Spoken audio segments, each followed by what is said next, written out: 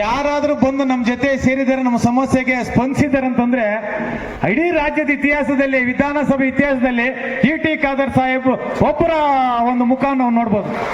ಯಾವುದೇ ಶಿಕ್ಷಕರ ಕಾರ್ಯಕ್ರಮ, ಶಿಕ್ಷಕರ ಸಮಸ್ಯೆಗಳಿಗೆ ಕರೆದ ತಕ್ಷಣ ಸಭಾಧ್ಯಕ್ಷರು ನಾನು ನಿಮ್ಗೆ ಸಂಬಂಧ ಇಲ್ಲ ಅಂತಕ್ಕಂಥ ವಿಚಾರನ ಹೇಳಿದೆ, ನಾನು ನಿಮ್ಮೊಬ್ಬ ನಿಮ್ ಜೊತೆಯಲ್ಲಿ ಇರ್ತೀನಿ, ನಿಮ್ಮ ಸಮಸ್ಯೆಗಾಗಿ ಇರ್ತೀನಿ ಅಂತಕ್ಕಂಥದನ್ನ ಹೇಳಿ ನಮ್ಮೊಂದಿಗೆ ಪ್ರತಿಯೊಂದು ಹಂತದಲ್ಲಿ ನಿಂತಿರ್ತಕ್ಕಂಥವ್ರು ಮಾನ್ಯ ಸಭಾಧ್ಯಕ್ಷರು ಶ್ರೀತಾ ಟಿ ಖಾದರ್ ಸಾಹೇಬ್ರು. ನಾವು ನೋಡಿ ಸುಮಾರು ಜನ ಈ ಕರ್ನಾಟಕದ ಇತಿಹಾಸದಲ್ಲಿ ಸಭಾಧ್ಯಕ್ಷ ಅಂತ ನಾವು ಶಿಕ್ಷಕರಿಗೆ ಏನೋ ಸಂಬಂಧ ಇಲ್ವೇನೋ ಅಂತಕ್ಕಂಥ ರೀತಿಯಲ್ಲಿದ್ರು. ಆದ್ರೆ ಇವತ್ತು ಸಭಾಧ್ಯಕ್ಷರು ಶಿಕ್ಷಕರು ನನ್ನ ಸೇವಕರೇ, ಅವ್ರ ಸೇವೆಯನ್ನು ನಾವು ಮಾಡ್ಬೇಕಾದ್ರೆ ಜೊತೆಲಿ ಇರ್ಬೇಕನ್ನ ನಿಟ್ಟಿನಲ್ಲಿ ನಮ್ಮ ಜೊತೆಲಿ ಇರ್ತಕ್ಕಂಥ ಇವತ್ತು ನಮಗೆ ಸಭಾಪತಿಗಳು, ಸಭಾಧ್ಯಕ್ಷರು ನಮ್ಮೆಲ್ಲರ ಎರಡು ಕಣ್ಣುಗಳಿದ್ದಾಗ ರೀತಿಯಲ್ಲಿ ಸಭಾಪತಿಗಳ ಮಾರ್ಗದರ್ಶನದಲ್ಲಿ ಇಡೀ ಟೈಮ್ದಾಗ ಶಿಕ್ಷಕರ ಒಂದು ಸಮಸ್ಯೆಗೆ ದುಡ್ತಕ್ಕಂಥದ್ದು ನಾವು ಗಮನಿಸಿದ್ದೀವಿ. ಅವರನ್ನು ಈ ಸಂದರ್ಭದಲ್ಲಿ ನೆನೆಸ್ಕೊಳ್ತಾ ಈ ಒಂದು ವೇದಿಕೆ ಸೃಷ್ಟಿ ಆಗೋದಿಕ್ಕೆ, ಈ ಒಂದು ವೇದಿಕೆಯಲ್ಲಿ ಕಾರ್ಯಕ್ರಮ ಪ್ರಾರಂಭ ಆಗೋದಿಕ್ಕೆ ನಮ್ಮೆಲ್ಲ ವಿಧಾನ ಪರಿಷತ್ತಿನ ಶಾಸಕರು, ನಾವು ಮಾಜಿ ಆಗಿರ್ಬೋದು, ಹಾಲಿ ಆಗಿರ್ಬೋದು, ಯಾಕಂದ್ರೆ ಹೊಟ್ಟೆ ಹಸಿದಾಗ ಊಟ ಕೊಟ್ಟಂತ ತಾಯಿಯನ್ನ ತಾಯಿ ಆದ್ರೇನು ಮಲತಾಯಿ ಆದ್ರೂ ಮರೆಯಬಾರದು ಅಂತಕ್ಕಂಥದ್ದು ನಮ್ಮ ಹಿರಿಯರ ನುಡಿ ಇದೆ. ನಮ್ಮ ಕಷ್ಟ ಇದ್ದಾಗ ನಮ್ಮ ಸಮಸ್ಯೆಗೆ ಸ್ಪಂದಿಸಿ ನಮ್ಮೆಲ್ಲ ಸಮಸ್ಯೆಗಳ ಜೊತೆ ನಿಂತು ಹೋರಾಟ ಮಾಡಿರ್ತಕ್ಕಂಥ ನಾವೆಲ್ಲ ವಿಧಾನ ಪರಿಷತ್ ಸದಸ್ಯರನ್ನ ಇವತ್ತು ನಾವು ನಿಲ್ಸ್ಕೊಳ್ಳೇಬೇಕಾಗಿದೆ. ಇವತ್ತು ವೇದಿಕೆ ಸೃಷ್ಟಿ ಆಗ್ಬೇಕಾದ್ರೆ, ಇವತ್ತು ನಿಮ್ ಸನ್ಮಾನ ಕೊಡಬೇಕಾದ್ರೆ ಅದು ನಮ್ಮ ಒಂದು ಇದಲ್ಲ. ಹಲವಾರು ಬರೀ ಸಭಾಧ್ಯಕ್ಷರು, ಸಭಾಪತಿಗಳ ಹತ್ರ ಮತ್ತು ಶಾಸಕರ ಹತ್ರ ಕೆಲವು ಸಮಸ್ಯೆಗಳಿಗೆ ಹೋದಾಗ ಏನಪ್ಪ ನಿಮ್ಮಲ್ಲಿ ಇಷ್ಟು ಸಂಘಟನೆಗಳು, ಒಬ್ರು ಮಾಡಿ ಅಂತ ಕೊಡ್ತಾರೆ, ಇನ್ನೊಬ್ರು ಮಾಡಬೇಡ್ದು ಅಂತ ಕೊಡ್ತಾರೆ. ನಾವು ಸಮಸ್ಯೆನ ಬಗೆಹರಿಸಬೇಕಾ? ಸಮಸ್ಯೆನ ಬಗೆಹರಿಸಬಾರ್ದ? ಬಗೆಹರಿಸಿದ್ರೆ ಒಬ್ಬರು ಕಾಟ, ಬಗೆಹರಿಸಿಲ್ಲ ಇನ್ನೊಬ್ಬರು ಕಾಟ. ನಾವ್ ಯಾಕೆ ನೀವೆಲ್ಲ ಒಂದು ಒಗ್ಗಟ್ಟಾಗಿ ಹೋಗ್ಬಾರ್ದು? ಇಡೀ ರಾಜ್ಯದಲ್ಲಿರ್ತಕ್ಕಂಥ ಸರ್ಕಾರಿ ನೌಕರರು ಒಂದು ಒಗ್ಗಟ್ಟಲ್ಲಿದ್ದಾರೆ, ಅವರು ಒಂದು ಸಂಘಗಳು 100 ಮಾಡ್ತಾ ಇದ್ದಾರೆ. ನಿಮ್ ಎಲ್ಲ ಶಿಕ್ಷಣ ಇಲಾಖೆಯಲ್ಲಿ ನೀವ್ ಯಾಕೆ ಒಂದು ಶಿಕ್ಷಣ ಇಲಾಖೆ ಒಗ್ಗಟ್ಟಾಗಿ ಹೋಗ್ಬಾರ್ದು? ಈ ಗೊಂದಲ ನಾವು ಯಾಕೆ ಇಡ್ತೀರಿ ಅಂತಕ್ಕಂಥದ್ದು ಆಗಾಗ ಪದೇ ಪದೇ ಬರ್ತಾ ಇತ್ತು. ಜೊತೆಗೆ ಅವ್ರಿಗೊಂದು ನೋವಿತ್ತು, ಏನಂತಂದ್ರೆ ಈ ರಾಜ್ಯದಲ್ಲಿ ಶಿಕ್ಷಕರನ್ನ ಗುರುತಿಸಿ ಪ್ರಶಸ್ತಿ ಕೊಡಬೇಕಾದ್ರೆ ನಾವು ಅರ್ಜಿ ಹಾಕೊಂಡು ಶಿಕ್ಷಕರನ್ನ ಪ್ರಶಸ್ತಿಗೆ ಆಯ್ಕೆ ಮಾಡಬಾರ್ದು.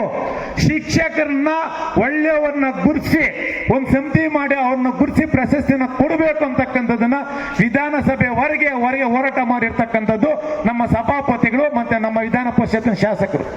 ಆದ್ರೆ ನಮ್ಮ ಸರ್ಕಾರದಲ್ಲಿ ಆಗ್ಲಿಲ್ಲ. ನಿಮ್ಗೆ ಗೊತ್ತಿದೆ, ಸರ್ಕಾರದಲ್ಲಿ ಅನೇಕ ಸರ್ಕಾರನ ದೂಷಣೆ ಮಾಡಕ್ ಆಗೋದಿಲ್ಲ, ಯಾಕಂದ್ರೆ ಒಬ್ರು ಮಾಡಿ ಇನ್ನೊಬ್ರು ಬರ್ತಕ್ಕಂಥದ್ದು. ಆದ್ರೆ ಅವರು ಸುಮಾರು ಒಂದು ವರ್ಷಗಳಿಂದ ಅವರೊಂದು ಕನಸಿತ್ತು, ಯಾಕೆ ಈ ತರ ಒಂದು ಸಮಿತಿ ಮಾಡ್ಕೊಂಡು ಉತ್ತಮರನ್ನ ನಾವು ಆಯ್ಕೆ ಮಾಡಬಾರ್ದು ಪ್ರಶಸ್ತಿಗೆ, ರೆಕಮೆಂಡೇಶನ್ ಅರ್ಜಿ ಹಾಕಂತಕ್ಕಂಥ ಪದ್ಧತಿಗೆ ಯಾಕೆ ಅಂತಕ್ಕಂಥದ್ದು ಅವೆಲ್ಲವನ್ನು ನಾವು ಗಮನಿಸಿದ್ವಿ.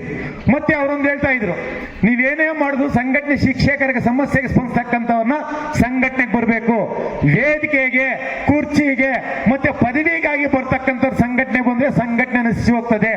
ಅಂತವ್ರು ಸುಮಾರು ಜನ ರಾಜ್ಯದಲ್ಲಿ ಕೆಲಸ ಮಾಡ್ತಕ್ಕಂಥ ಶಕ್ತಿ ಇರ್ತಕ್ಕಂಥವ್ರು ಇದ್ದಾರೆ. ಆದ್ರೆ ಕೆಲವು ಸಂಘಟನೆಗಳಲ್ಲಿ ಕೆಲವು ಚುನಾವಣೆಗಳು, ಅದು ಆರ್ಥಿಕ ಇದರಿಂದ ಅಂತವ್ರಿಗೆ ಅವಕಾಶ ಸಿಗ್ತಾ ಇಲ್ಲ. ಅಂತವನ್ನೆಲ್ಲ ಒಂದು ವೇದಿಕೆಯಾಗಿ ಸಂಘಟನೆ ಮಾಡಿದ್ರೆ ಸೂಕ್ತ ಆಗಿ ಇರ್ತಕ್ಕಂಥದ್ದನ್ನ ಅನೇಕ ಮಾರ್ಗದರ್ಶನ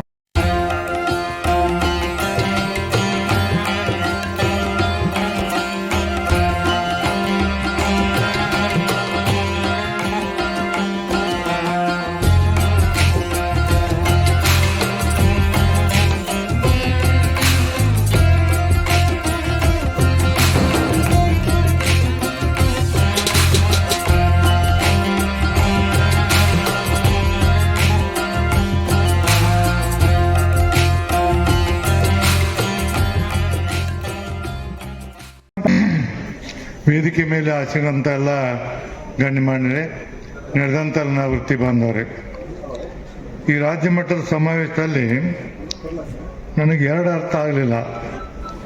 ಯಾವ ಸಂಘಟನೆಯಿಂದ ನಡೆದೈತಿ ಅನ್ನೋದು ಗೊತ್ತಾಗೋದು, ಯಾವ ಸಂಘಟನೆ ಬಿಟ್ಟಾರಂತೂ ಗೊತ್ತಾಗೋದು. ಒಂದು ಕಡೆ ರಾಜ್ಯ ಮಟ್ಟದ ಸಮಾವೇಶ ಅಂತ ಹೇಳ್ತಾರೆ, ಇನ್ನೊಂದು ಕಡೆ ಅಧ್ಯಕ್ಷತೆ ವಹಿಸಿದಾಗ ಮಾತ್ರ ಕರ್ನಾಟಕ ರಾಜ್ಯ ಶಾಲಾ ಶಿಕ್ಷಣ ಇಲಾಖೆ ನೌಕರ ಸಂಘ ಅಂತ ಹೇಳ್ತಾರೆ. ಒಟ್ಟಾರೆ ಇರಲಿ, ನೌಕರೆಲ್ಲ ಒಂದು ಅನ್ನುವಂಥ ಭಾವನೆ ತಂದಿಲ್ಲ, ಅದಕ್ಕೆ ನಿಮಗೆ ಧನ್ಯವಾದಗಳು.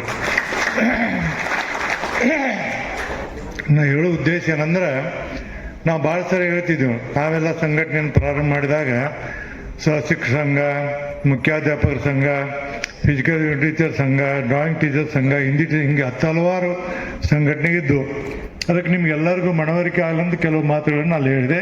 ನೀವೆಲ್ಲರೂ ಒಂದಾಗಿ ಇವತ್ತೇನು ಬಂದಿರಿ ನಿಜವಾಗಿ ಇದೊಂದು ಭಾಳ ಹೆಮ್ಮೆ ಪಡುವಂಥ ಕೆಲಸ ಅಂಥೇಳಿ ನಾನು ಭಾವಿಸಿದ್ದೀನಿ. ಚೌಡಪ್ಪ ಅವ್ರು ಹೇಳಿದರು, ಏನೇನೋ ಬೇಡಿಕೆ ಇಟ್ಟರು ಅವರು, ಗ್ರೇಡ್ 1 ಮಾಡಬೇಕು, ಗ್ರೇಡ್ 2 ಮಾಡಬೇಕು, ಅದರಾಗ ಏನು ಅದರಲ್ಲಿನ ಏನೇನು ಕೊಡಬೇಕು ಅಂತ ತಿಳ್ಕೊಂಡು ಹೇಳಿದ್ರು ಅವರು.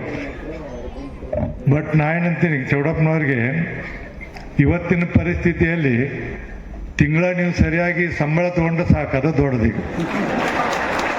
ಪ್ರಾಕ್ಟಿಕಲ್ ಆಗಿ ಮಾತಾಡ್ತೀರ, ಸರಿಯಾಗಿ ಸಂಬಳ ತಗೊಳ್ಳೋದು ಯಾರ್ಯಾರಿಗೆ ಸಾಧಿತ ನನಗೆ ಆನೆಸ್ಟ್ ಹೇಳ್ಬಿಡಿ. ಎಷ್ಟೋ ಮಂದಿ ಸರಿಯಾದ ಸಂಬಳ ತಗೊಳ್ಳಂಗೆ ಇಲ್ಲ, ಇನ್ನೂ ಅನೇಕ ಡಿಫೆಕ್ಟ್ ಇರ್ದಾವ. ಇವತ್ತ ನಾನೇ ಸಂಘಟನೆ ಗಟ್ಟಿಯಾಗಿದ್ದರೆ ಇಲ್ಲಿ ನೀವು ಬೇಡಿಕೆ ನೀಡುವಂಥ ಪರಿಸ್ಥಿತಿ ಬರ್ತಿರ್ಲಿಲ್ಲ. ಇನ್ನುವರೆಗೆ ಆಯ್ತು, ಒಳಗಿಂದೊಳಗೆ ಕತ್ತರಿ ಹಾಕಿ ಮತ್ತೆ ಅಲ್ಲಿದ್ದು ಇಲ್ಲಿ ಬಿಡಬೇಡ ಇರಲ್ಲ. ಯಾಕಂದ್ರೆ ನಿಮಗೆ ನಾ ಹೇಳ್ತೀನಿ, ನಿಮ್ಗೆ 2 ಪಾತ್ರ ಅಕ್ಕಾವ. ಒಂದು ಅವ್ರು ಕೂಡ ಇರಬೇಕು, ಒಂದು ಇವ್ರು ಇರಬೇಕಾಗ್ತದೆ. ನಾನು ಯಾಕೆ ಹೆಣ್ಮಕ್ಳಿಗೆ ನಾನು ಶಿಕ್ಷಣ ಮಂತ್ರಿ ಆದಾಗ ಅಪಾಯಿಂಟ್ಮೆಂಟ್ನಲ್ಲಿ 50-50 ನಾ 52 ಮಾಡಿದೆ. ಹೆಣ್ಮಕ್ಳಿಗೆ ಯಾಕೆ ಮಾಡಿದೆ? ಹೆಣ್ಣು ಮಕ್ಕಳಿದ್ದಂಥವ್ರು ಮೊದಲ ತಾಯಿಯಾಗಿ ಬರ್ತಾಳೆ, ಆಮೇಲೆ ಶಿಕ್ಷಕಿ ಆಗ್ತಾಳೆ. 2 ಪಾತ್ರನೂ ವಹಿಸ್ತೀನಿ ನೀವು. ಹಂಗೆ ಇದರಲ್ಲಿ 2 ಪಾತ್ರ ಇದೆ, ಅಲ್ಲಿರಿ ಇಲ್ಲಿರಿ ಅಂತ ಹೇಳತ್ತೀನಿ ನಾನು. ಯಾಕಂದ್ರೆ 2 ಸಂಘಟನೆಗಳು ಬಲಿಷ್ಠವಾಗಬೇಕು, ಅವಾಗ ಒಬ್ಬರಿಗೊಬ್ಬರು ಎಲ್ಲ ಕೂಡಿ ಇಂಥ ಯೋಜನೆಯನ್ನು ಮಾಡಬೇಕನ್ನುವಂಥ ನನ್ನ ಸದಾಸಿದೆ. ಅದನ್ನ ನೀವು ನಡೆಸ್ತೀವಿ ಅಂತ ನಾನು ಇಚ್ಛೆ ಪಡ್ತೀನಿ.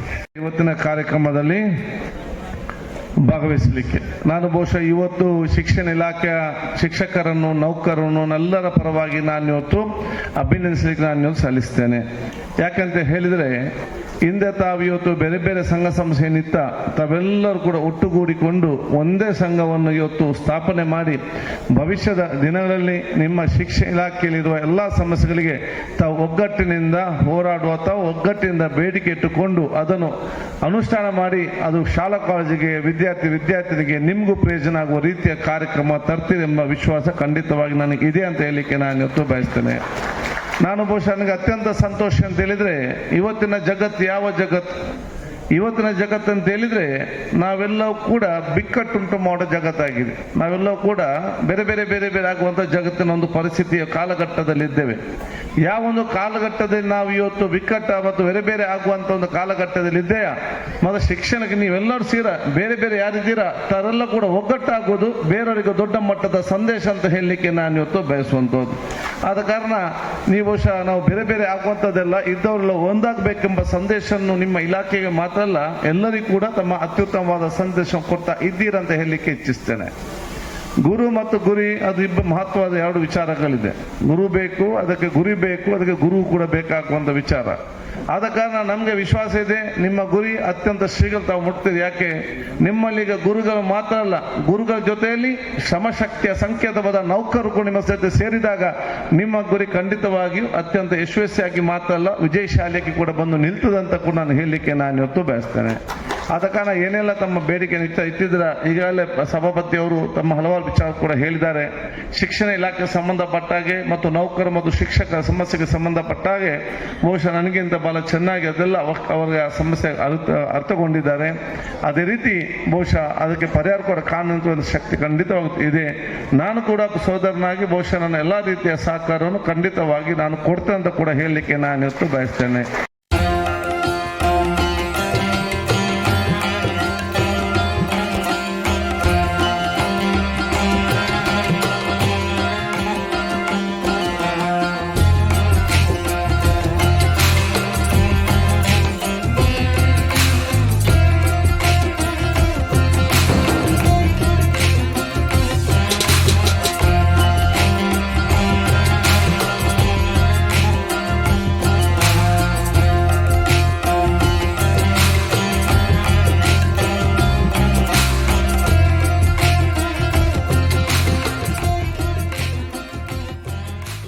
ಈಗಲೇ ಹೇಳಿದ್ದೀನಿ ನಾನು, ಯಾವತ್ತೂ ಇದನ್ನ ಬಿಡ್ತಿರೋ ಸಂಘಟನೆ ದೊಡ್ಡ ಶಕ್ತಿ ಆಗ್ತದೆ.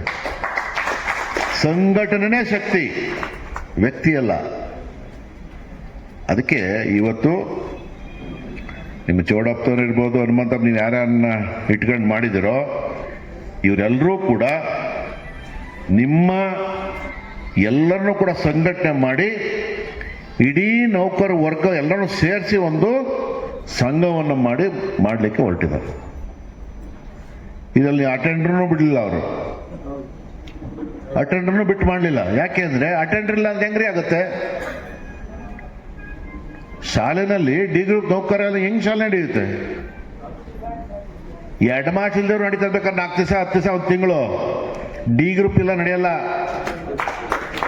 ಹೌದಾನೆ? ಅದು ನಮ್ಗೆಲ್ರಿಗೂ ಇರ್ಬೇಕಲ್ಲ. ಅದೇ ದೃಷ್ಟಿಯಿಂದ ಇವರೆಲ್ಲ ಸೇರಿ ಮಾಡಿರೋದು. ಎಲ್ಲರೂ ಒಟ್ಟಾಗಿ ಹೋಗ್ಬೇಕು, ನಾವು ಇದೊಂದು ಫ್ಯಾಮಿಲಿ ಅಂತ. ಅದಕ್ಕೆ ವಿವಿಧ ತಾಲೂಕು ಜಿಲ್ಲೆಗಳು ನೀವೆಲ್ಲರೂ ಕೂಡ ಸೇರಿದ್ದೀರಿ. ನೀವೆಲ್ಲರೂ ಕೂಡ ನಮ್ಮ ಫ್ಯಾಮಿಲಿ ಮೆಂಬರ್ಸು, ನಮ್ಮ ಕುಟುಂಬ ಸದಸ್ಯರು ನೀವೆಲ್ಲ ರೀ. ಯಾರನ್ನಾಗಲಿ ಓಟ್ ಹಾಕ್ಲಿ ಹಾಕದೇ ಇರಲಿ, ಎಗರೆಸ್ಟ್ ಮಾಡಲಿ, ಅವೆಲ್ಲ ನಿರಂತರ ನಡೀತಾ ಇರ್ತದೆ. ಕೆಲವ್ರು ಜಾತಿ ಮೇಲೆ ಓಟ್ ಹಾಕಲ್ಲ, ಕೆಲವ್ರು ಪಕ್ಷ ಅಂತ ಓಟ್ ಹಾಕಲ್ಲ, ಕೆಲವ್ರು ನಮ್ಮ ಜಿಲ್ಲೆ ಅಂತ ಓಟ್ ಹಾಕಲ್ಲ. ಏನೋ ನಡೀತಿರ್ತದೆ. ಚುನಾವಣೆ ಬಂದಾಗ, ಸಂಘಟನೆ ಬಂದಾಗ ಇವ್ಯಾವು ಕೂಡ ಬರಬಾರ್ದು, ಇದ್ಯಾವುದು ಬರಬಾರ್ದು. ಸಂಘಟನೆ ದೇವರು, ದೇವಸ್ಥಾನ. ಇಲ್ಲಿ ಎದ್ದು ಬಿದ್ದು ಮಾಡ್ಬಿಟ್ಟು ಒಂದಷ್ಟು ಕಣ್ಣು ಬಿಡ್ತಿದ್ದಂಗೆ ಅದನ್ನ ಇಸುಕ್ತಕ್ಕಂಥ ಕೆಲಸ ಮಾಡಬೇಡ. ಈಗ ನೋಡಿ, ಸಾಹಸಿಕ ಸಂಘ ನಾವೆಲ್ಲ ಎಷ್ಟು ಫೈಟ್ ಮಾಡಿದೀವಿ ಅಂತಂದ್ರೆ, 2002ರಲ್ಲಿ ನಾನು ಎಲೆಕ್ಷನ್ ನಿಂತ್ಕೊಂಡಾಗ ಎಂಟೈರ್ ಸಂಘಟನೆ ನನಗೆ ಎಗನೆಸ್ಟ್ ಮಾಡಿತ್ತು. ಸಂಘಟನೆ ನನಗೆ ಎಗನೆಸ್ಟ್ ಮಾಡಿತ್ತು. 2 ಸಂಘ ಆಗ್ಬಿಟ್ಟಿದ್ದು. 1 ಸಂಘವಾಗಿ ಮಾಡಿಕೊಟ್ಟೆ ನಾನು. ಅವ್ರನ್ನೇ ಕರೆದು ಅವ್ರಿಗೆ ಪಟ್ಟ ಕಟ್ಟಿ ಮಾಡಿದ್ವಿ. ಈಗೇನಾಗಿದೆ, ಅವ್ರು ಯಾರೋ ಶಿವಮೊಗ್ಗದೋ ಇನ್ನೊಬ್ಬರವ್ರು ಮಾಡ್ಕೊಂಡ್ಬಿಟ್ಟಿಲ್ಲ, ಯಾರು ಇಲ್ವೇ ಇಲ್ಲ, ಯಾರು ಗತಿ ಇಲ್ಲ, ಯಾರು ಗತಿ ಇಲ್ಲ ರೀ. ಏನ್ ಮಾಡ್ತೀರಿ ನೀವು? ಓಡಾಡಕ್ ಬೇಕಲ್ಲಪ್ಪ. ಇಲ್ಲಿ ವಿಧಾನಸೌಧಕ್ಕೆ ಹತ್ರದಲ್ಲಿ ಇರಬೇಕು. ಎಲ್ಲಾ ಪಕ್ಷದ MLCಗಳನ್ನ ಜೊತೆ ತಗೊಂಡಂತ ಮನುಷ್ಯರಾಗಬೇಕು. ಎಲ್ಲರೂ ತಗೊಂಡೋಗ್ಬೇಕ್ರಿ, ಯಾರನ್ನಾಗಿರ್ಲಿ. ಅವರೇ ಬೈಫರ್ಕೇಟ್ ಮಾಡ್ಬಿಡೋದು, ಇವ್ರು ಬೇರೆ ಅವ್ರು ಬೇರೆ ಅಂತ ಇವರೇ ತೀರ್ಮಾನ ಮಾಡ್ಕೊಂಡ್ಬಿಡ್ತಾರೆ. ನಾವು ಇದುವರೆಗೆ 14 ಜನ MLCಗಳು ಒಟ್ಟಾಗಿ ಕೆಲಸ ಮಾಡಿದ್ದೀವಿ. 14 ಎಲ್ಲೂ ಬಿಟ್ಟಿಲ್ಲ, ನಾವು ಎಲ್ಲೂ ಬಿಟ್ಟಿಲ್ಲ. ಅವ್ರನ್ನೆಲ್ಲ ಸಮನ್ವಯತೆ ತಗೊಂಡೋಗಿ ನಿಮ್ಮ ಕೆಲಸಗಳನ್ನ, ನಿಮ್ಮ ಬೇಡಿಕೆಗಳು ಈಡೇರಿಸ್ತಕ್ಕಂಥ ನಿಟ್ಟಿನಲ್ಲಿ ಕೆಲಸ ಮಾಡ್ತಕ್ಕಂಥ ನಾಯಕತ್ವ ಇರ್ಬೇಕು ನಿಮ್ಮಲ್ಲಿ. ನಾಯಕತ್ವ ಇರ್ಬೇಕು. ಇವತ್ತಿನ ದಿನ ಚೌಡಪ್ಪ ಇರ್ಬೋದು. ಚೌಡಪ್ಪ ನನಗೇನು ಕೋಲಾರದವನಾದ್ರೂ ಅವನೇನು ಬೇರೆಯವನಲ್ಲ, ನಮ್ಮವನೇ. ಹನುಮಂತಪ್ಪ ಅವನೇ, ಹನುಮಂತಪ್ಪ ಎಲ್ಲಿಯವನಾದ್ರೂ ನಮ್ಮವನೇ. ನನ್ನ ಜೊತೆಲಿಟ್ಟವ್ರೆ, ನನ್ನ ಜೊತೆಲಿ ಹುಟ್ಟಿರೋದ್ರೆ ನಮ್ಮ ಫ್ಯಾಮಿಲಿ ಮೆಂಬರ್ಸೇ ನೀವೆಲ್ಲರೂ. ಅದಕ್ಕೆ ಪೂರಕವಾಗಿ ಏನೇನು ಸಮಸ್ಯೆಗಳಿದ್ದಾವೆ, ಭಾಳಷ್ಟಿದೆ. ಬೇಕಾದ್ರೆ ನನ್ನ 1, 2, 3 ಅಂತ ಹೇಳಲಿಕ್ಕೆ ಹೋಗೋದಿಲ್ಲ. ಇವತ್ತು ನಮ್ಮನ್ನೇ ಒಂದು ಸದನ ಸಮಿತಿಯನ್ನ ಮಾಡಿದ್ದಾರೆ. ಅದ್ರ ಬಹಳಷ್ಟು ಏಡೆಡ್ ಮತ್ತೆ ಈ ಅನ್ಏಡೆಡ್ ಜೊತೆಗೆ ಗೌರ್ಮೆಂಟಲ್ಲೂ ಕೂಡ ಏನೇನು ಕನ್ವರ್ಷನ್ ಪ್ಲಾನ್ ಎಲ್ಲ ಇತ್ತೋ ಅವೆಲ್ಲವನ್ನು ಕೂಡ ಶಾರ್ಟ್ ಔಟ್ ಮಾಡ್ತಕ್ಕಂಥ ಕೆಲಸವನ್ನ ನಾವು ಸಂಕನೂರು ಕೂಡ ನಾವೆಲ್ಲರೂ ಸೇರಿ ಮಾಡ್ತಾ ಇದ್ದೀವಿ.